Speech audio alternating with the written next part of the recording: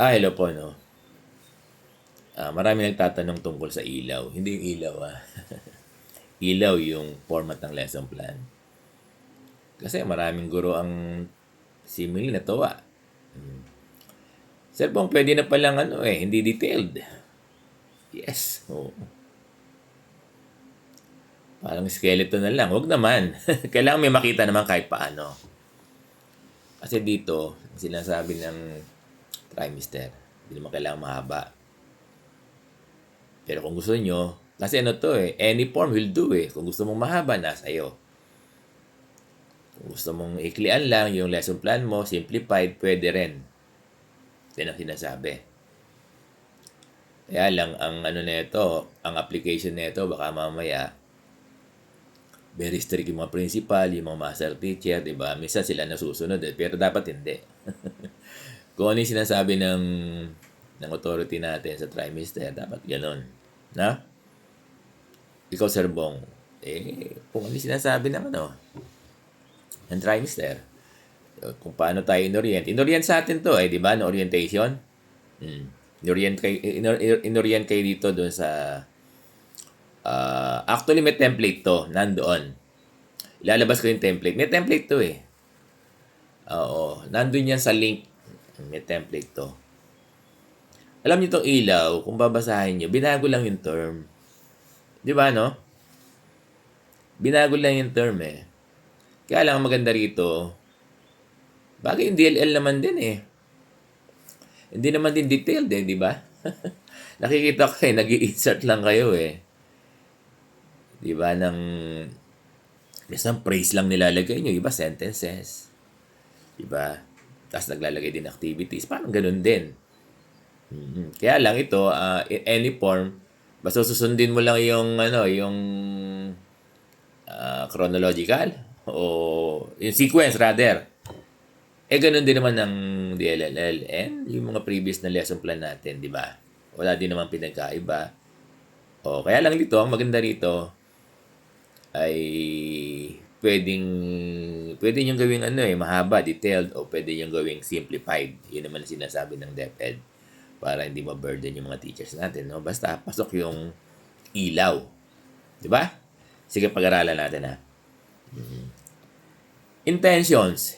Ito yung dating objectives, di ba? Yun din Basahin nyo. This section states,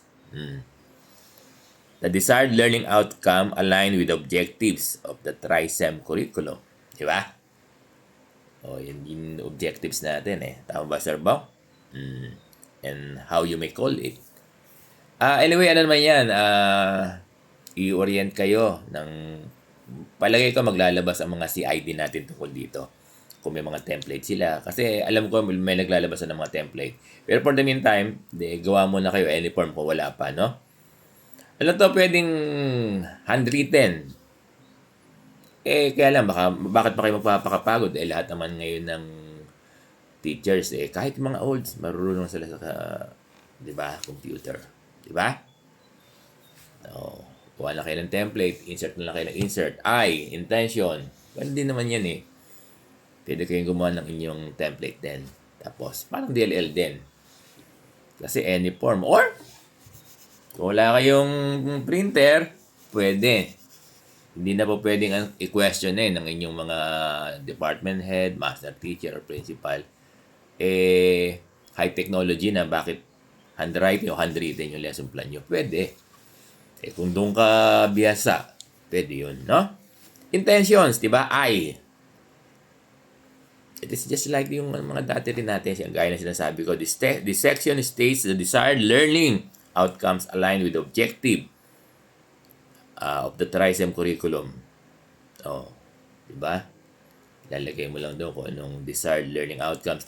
Wait natin, baka mamaya may mga template na lalabas para at least mas exact, perfect yung pag fill out natin ng details rather.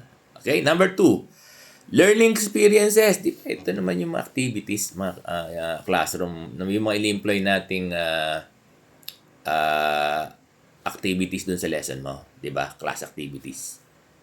'Di ba? Kasi hindi po pwedeng walang activities.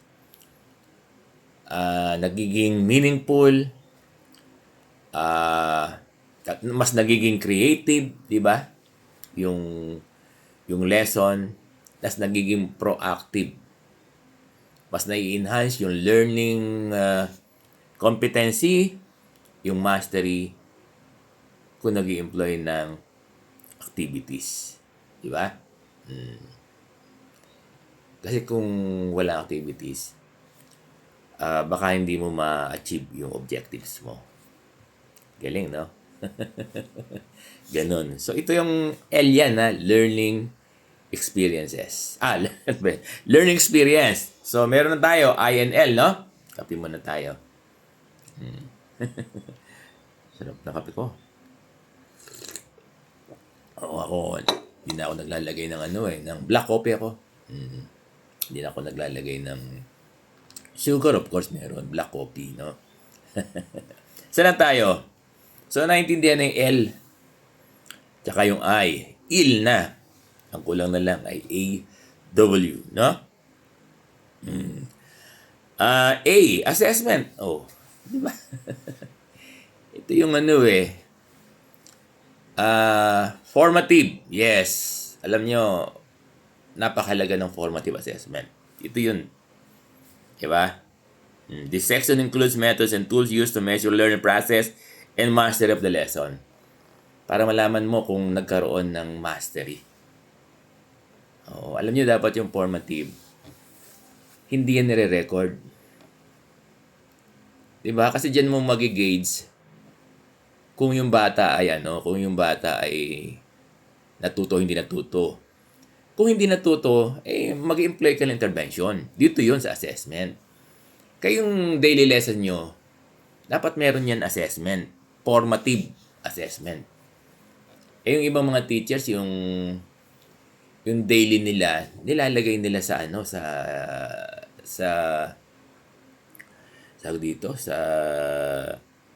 ba tawag nila? Nakalimutan ko na. Yung lang, ano ba yan? Nakalimutan na, bobo na ako. Class record. Yung daily nila na class record, dapat hindi eh.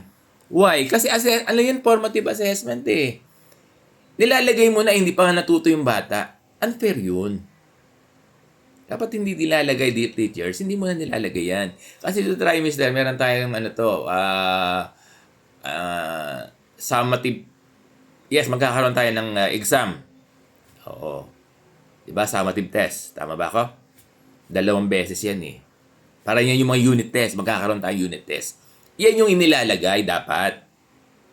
Kasi dito sa formative, ina-assess mo pa lang eh.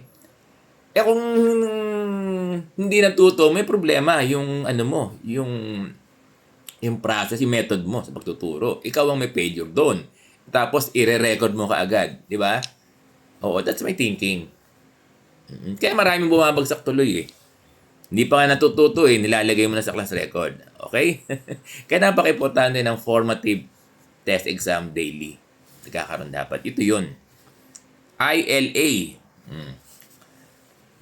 Itong W. Ways forward. Pinaganda lang, ano? Pero napakaganda. Saan nyo ito naririnig? Mancom. Di ba?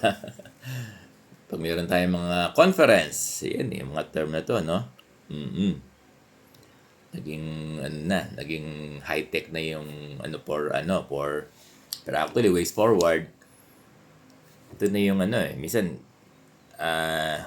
nagkakaroon tayo ng, sabi dito, intervention. Yes, that's very good. Mag-employ ka ng intervention dito, di ba? Tapos, pwedeng enrichment. Yun nga lang, kapag enrichment, ano ba ito? Iuwi ng bata.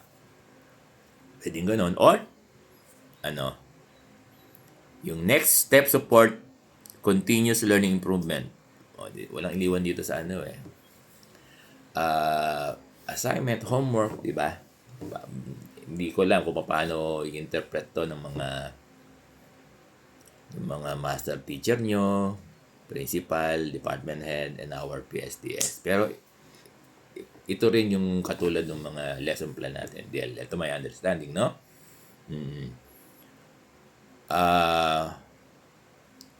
intervention, it could be an activity for the students, di ba? Nagagawin. Basta, di ba, ways forward, isang plan na dapat magiging makakatulong sa doon sa magiging progressive, no? Yung bata. Di ba? Mas lalo makaka-intensify, enhance ng kanyang learning. So magbibigay ka ng mga activities dito. Yan ba yung homework? Yes, probably. Ito yung aking pagkakaunawa. Assignment? Yes, probably. Di ba? Kaya tingnan natin kung ano yung interpretation ng mag-wait muna tayo, no?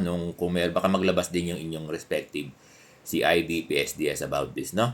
Pero ito yung pagkakaunawa ni Sir Bong sa ilaw. Any form. Okay, sinabi ko na.